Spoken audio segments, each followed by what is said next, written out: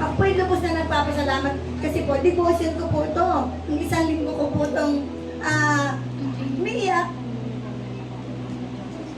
Sa linggo po akong nagpapasalamat dahil sa buhay ko. Natumutong yung February na araw ng puso.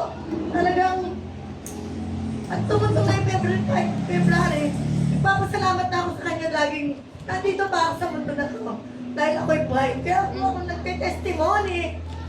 Dahil po, babasahin po natin yung 61, kung ano po yung gospel. Yung pong gospel niya ay yung salvation talaga. Babasahin po natin, ang Espiritu ng Panginoong Yahweh ay suma sa akin sapagkat ako ay kanya tinirang. Yun po talaga, sinugo niya ako, Isaya po yan. Sinugo po niya ako upang dalhin ang magandang balita ng mga inaapi, upang pagalingin ang mga sugat ang puso, upang ihayag sa mga bihat at sa mga bilanggo, sila'y alaya. Napaka-maganda po kasi devotion po talaga na yun, ang heart na yan. May mga heart na broken, may mga heart na, sabi ng Panginoon dyan, yung mga pusong sugatan at pusong balik, yung pusong handang magpabalo sa Panginoon.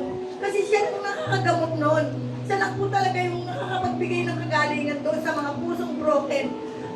Sabi niya, yung mga pusong balik ay kaya niyang ipaghilom. Kaya niyang bigyan ng kasiyahan. Kaya niyang bigyan ng talagang ma-enjoy nila yung buhay kahit sila ay talagang nagkaroon ng crack yung kanilang damdamin. Kaya pinupuri ko po ang Panginoon sapagkat itong kaligtasan po yun, hindi po yung salvation. Kaya po sinasabi po ni Isaiah dyan, ang Panginoon 3-in-1.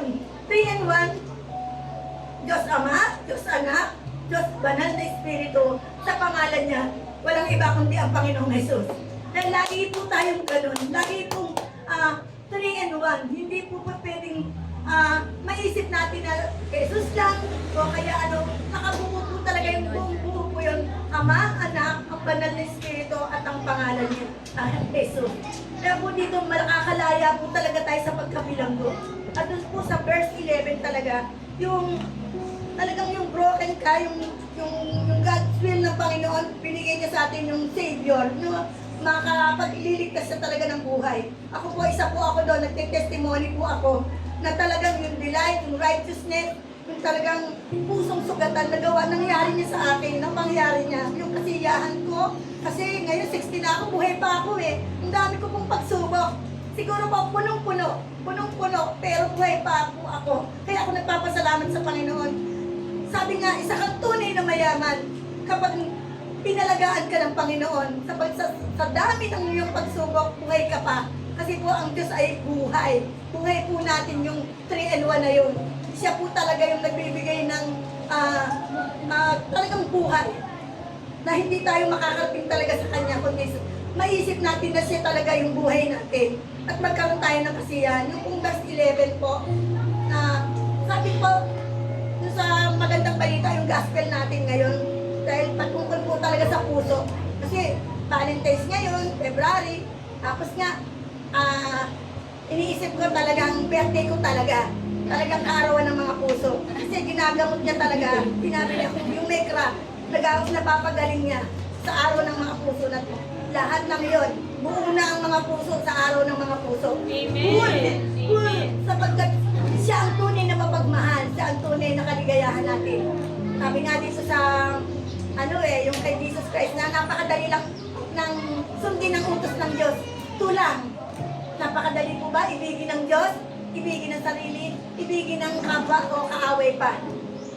Napakadali bang sundin, pero napakadali lang. Pero pag kilala natin talaga ang Panginoon, kilala natin. Kaya ito pong testimony ko po to sa verse 11, kung paano sa lupa'y sumisibol ang halaman at sa hardinam ay lumilitaw ang binhing itinanim. Pinapakita ng Panginoong Yahweh ang kanyang katwiran at pupurihin sa harap ng lahat ng mga bansa. Di po ba?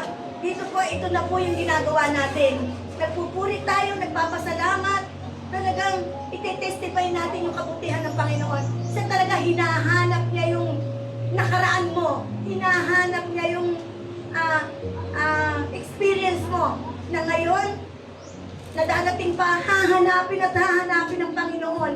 Hinahanap niya yung buong buo na yan para purihin natin siya, para po pasalamatan natin siya, sapagkat yung nakaraan, yung kasalukuyan at yung hinaharap natin ngayon, kitang-kita ng Panginoon, siya lang ang may mata nun, at siya lang yung may pusong ganon, na handang bumuo, handang magpalaya, handang magmahal, handa siya po yung perfect God natin. Walang iba yung 3-in-1 na 3-in-1 na God na walang iba sa pangalan ni Jesus na aming Panginoon. Pinupuri ko po siya at pinasasalamatan siya. Maraming salamat, Panginoon, sa dagdag ko pang buhay, sa 60 ko pa. Maraming salamat po sa mga anak ko na nagbigay sa akin ng pagpapala. Wala akong ginastos kahit 5. Kahit 5 wala. Tumubo pa yata ako. Ganun talaga yung nagtitinda na. Yung casting ng Panginoon, talaga pagka nandun ka sa Kanya, anak, hindi ka maghihirap. Anak, hindi. So, sobrahan ko pa yan. Yan, talaga pong nangyari po sa akin dahil kitang-kita ko. Ang puso talaga natin basang-basang-basa. Basa ni God. Basang-basa ni God talaga. Kasi sabi ko, sa birthday ko, baka naman umulan. Pero umulan na. Kaya, opo, talagang basang-basa ni God. At sabi ko, sa birthday ko, yung makakapag-ano sa akin talagang mahal na mahal ako.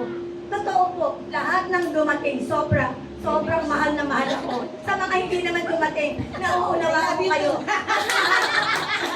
Mas mahal ko kayo kasi hindi kayo dumating. Sobrang mamahalin at mamahalin ko pa kayo dahil hindi kayo dumating.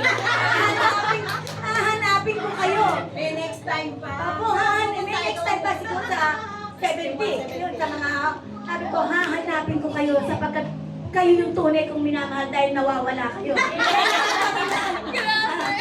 Kayla! Nasasaktan si Kayla! Kasi ngayon yun. Kaya sasabihin ko, mahal ko yung dumating. Mahal ko yung dumating, pero mas mahal ko yung nawawala. Sabi ko isang kabuti.